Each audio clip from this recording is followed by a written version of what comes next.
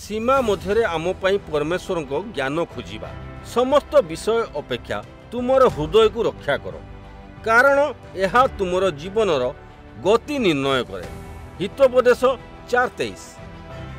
जेतेबेले तुमे सीमा शब्दटी शुण तुमे कौन एपरी किछि विषय भावुछ जहाँ तुमको पछकु टाणी रखे ना एपरी किछि जहाँ सुरक्षा सृष्टि करे। जड़े प्रतिभावान स्थपति को थरे तांको प्रिय प्रकार प्रकल्प विषय पचरा जाइथिला। से उत्तर देइथिले जेतेबेले प्रकल्प रे कोनोसी निर्दिष्ट चैलेंज एवं समस्या थाए सेतेबेले मु मोर सर्वोत्तम काम करे। सही सीमा विषय किछि मोर सृजनशीलता को मुक्त करे। तुमे केबे भाविछ जे ईश्वर जड़े सीमा निर्णयकारी। ईश्वर को द्वारा प्रदत्त सीमा आम समग्र जीवन को आकार दिए।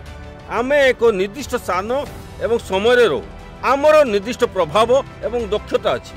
आमर केवल एते शक्ति एवं क्षमता अच्छी। यही सीमा आमको अटकाइबा उद्दिष्ट नुहे बरं सीमा आमको केउठारे ध्यान देवाकू हबो ताहा देखाई पारे एवं ईश्वर आमको देइथिबा उपहार पई एक पथ प्रदान करि परिबो।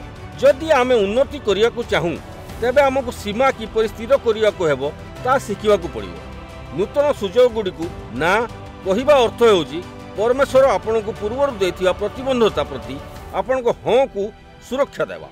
आमर समय चारिपाखरे सीमा स्थिर करने आमको विश्राम संपर्क किंबा काम उपर ध्यान देवाकू अनुमति देई पारे एवं लोकमानक सहित सीमा स्थिर करने आमको एपरी अस्वास्थ्यकर संपर्क को रक्षा करने साहाय्य करिपारे जहाँ परमेश्वर केबे इच्छा करि नथिले। बाइबेल हितोपदेश पुस्तक कहे सर्वोच्च तुमर हृदय को रक्षा कर कारण यह तुमर जीवन गति को निर्णय करे। हितोपदेश 4:23।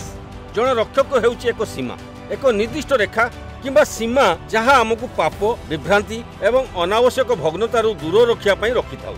आज तुम जीवन में तुमको क्यों सुरक्षार आवश्यकता अच्छी ताहा विचार कर। सेमाने तुमर जीवनदायक विश्राम तुमर संपर्क तुमर सृजनशीलता एवं प्रतिबंधता को सुरक्षा दे पारिबे। तुमे कौन लोक मानकु ना कहवा शिखिबा आवश्यक मन रख जेपरि से कहती ईश्वर आमको एक चिंतामुक्त प्रचुर जीवन पर सीमा स्थिर करने को डाकुछंती। ईश्वर तुमर मंगल करंतु।